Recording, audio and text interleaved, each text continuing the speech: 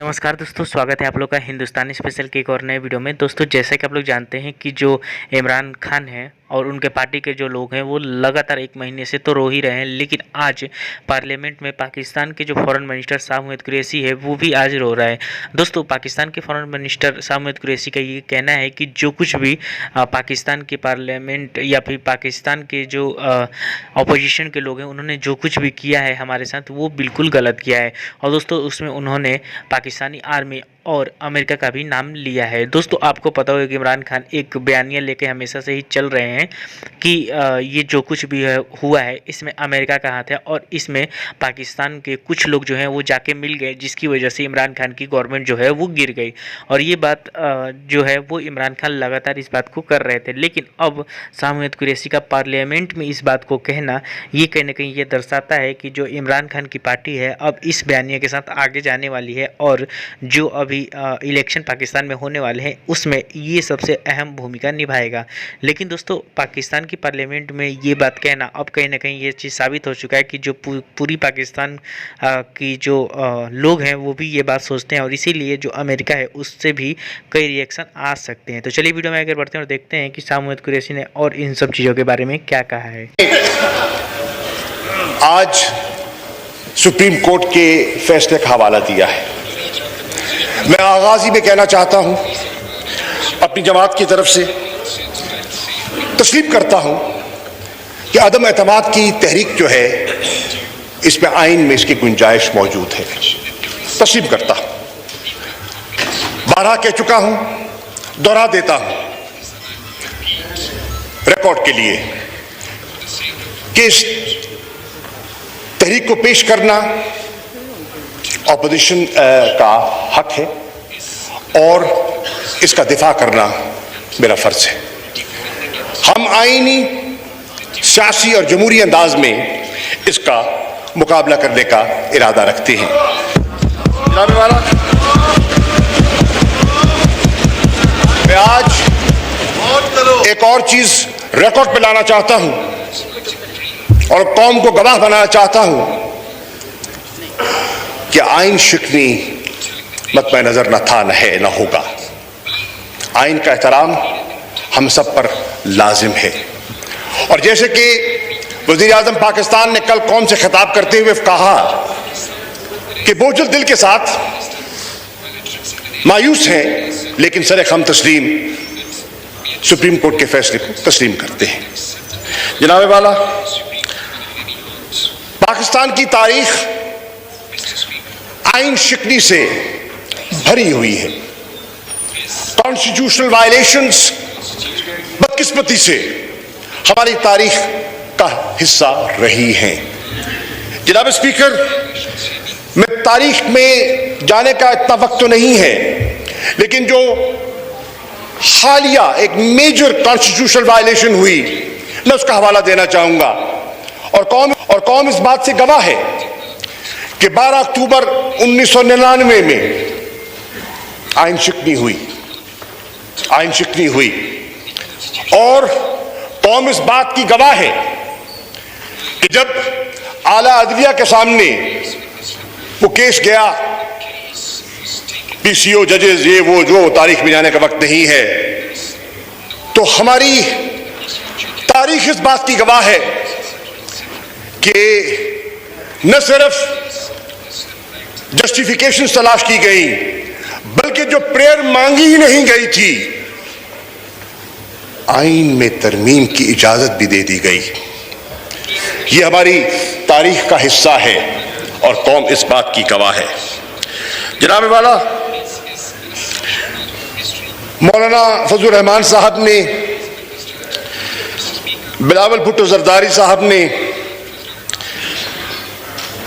अदलिया के फैसले से पहले, अभी मसला सब जुडिस था, ज़ेरे गौर था, अदालत उज़्मा के सामने था, इन दोनों शख्सियात ने बयानात दिए कि कोई नजरियाए ज़रूरत का फैसला हम कबूल नहीं करेंगे। ये इनका बयान है, रिकॉर्ड पर है। भरनो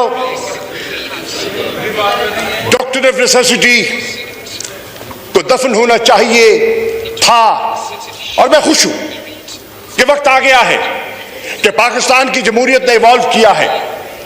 पाकिस्तान की जमहूरियत ने इवॉल्व किया है कि आज हम सब डॉक्ट्रिन ऑफ नेसेसिटी का सहारा लेने को तैयार नहीं है।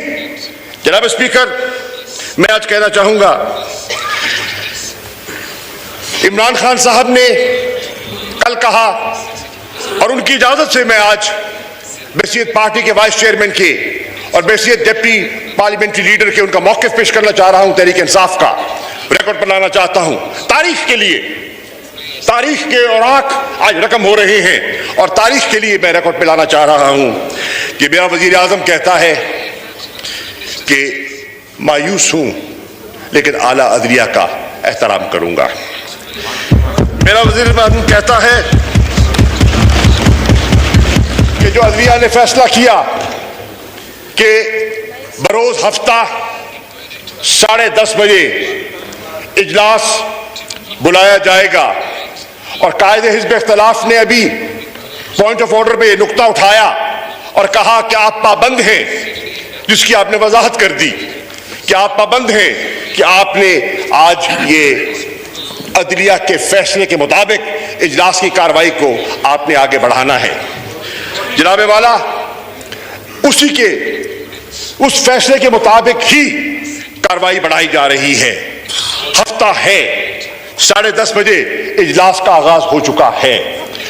आपने देखा कि अदलिया ने फरमाया कि ये इजलास जारी रहेगा और प्रोग नहीं होगा तावक्ते के वो सारा जो प्रोसेस है आर्टिकल 95 रूल 37 का अपने हतमी अंजाम को नहीं पहुंच जाता। जनाब वाला, हम उसकी पासदारी के लिए यहां हाजिर हुए हैं, लेकिन मैं इस ऐवान के खिदमत में वो पस मंजर पेश करना चाहूंगा जिसने आज इस इजलास को इस शक्ल में दोबारा करने की आपको हुक्म सादर फरमाया और हमें ताबे किया। जनाब वाला,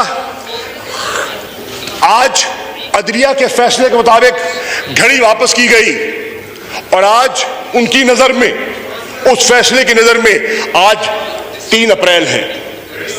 आज 3 अप्रैल है और 3 अप्रैल में जो कुछ हुआ वो आपके सामने है, दोहराना नहीं चाहता, वक्त के दामन में गुंजाइश नहीं है।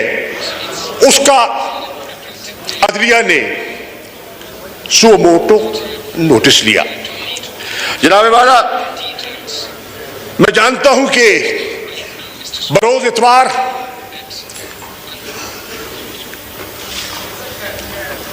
दफातर खोले गए, इजलास मुनक्किद हुआ और कार्रवाई का आगाज हुआ और फिर उसने इस ऑर्डर की शक्ल में अपना फैसला सादर फरमा दिया। उसमें उन्होंने मुत्तफिका तौर पर रूलिंग को मुस्तरद किया और हमारी नजर में जो वजीर आजम ने कौम के सामने जाने का फैसला किया था डिसोल्यूशन के जरिए, जिसका मुतालबा हमारी ऑपोजिशन तकरीबन 3.25 साल से कर रही है, 3.25 साल से कर रही है और नए इंतखाबात का मुतालबा कर रही है, तो उन्होंने कहा कौम को इस आजमाइश से निकालने के लिए, इस कॉन्स्टिट्यूशनल क्राइसिस से कौम को महफूज करने के लिए आइए अवाम के सामने चलते हैं, आइए अवाम की दहलीज पर दस्तक देते हैं और पाकिस्तान की अवाम फैसला करे कि वो पाकिस्तान का मुस्तकबिल किन हाथों में देखना चाहते हैं। जनाब वाला, उसका जो भी फैसला आया वो भी हम तस्लीम करते हैं। मैं अर्ज करता चलूं कि अदलिया के फैसले को हमने तस्लीम कर लिया, लेकिन जनाब वाला, अदलिया में गए क्यों? हमारे दोस्त क्यों गए?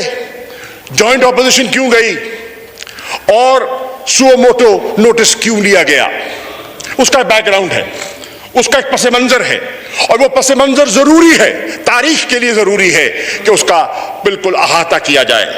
जनाब वाला, यहां जब डिप्टी स्पीकर चेयर कर रहे थे तो उन्होंने जो रूलिंग दी, जिन पर दोस्तों का एतराज था और अदलिया का फैसला है, उसमें उन्होंने कहा, यह इनकार नहीं किया, इस आईनी प्रोसेस से इनकार नहीं किया।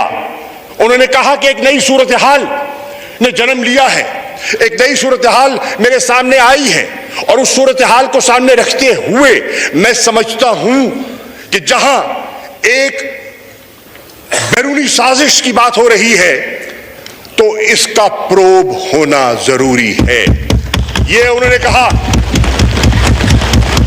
और जनाब वाला, यह भी मैं रिकॉर्ड पे लाना चाहता हूं कि नेशनल सिक्योरिटी कमेटी का फोरम एक आला तरीन फोरम है जिसमें हुकूमत के सीनियर तरीन वुज़रा और अफवाज पाकिस्तान की नुमाइंदगी होती है।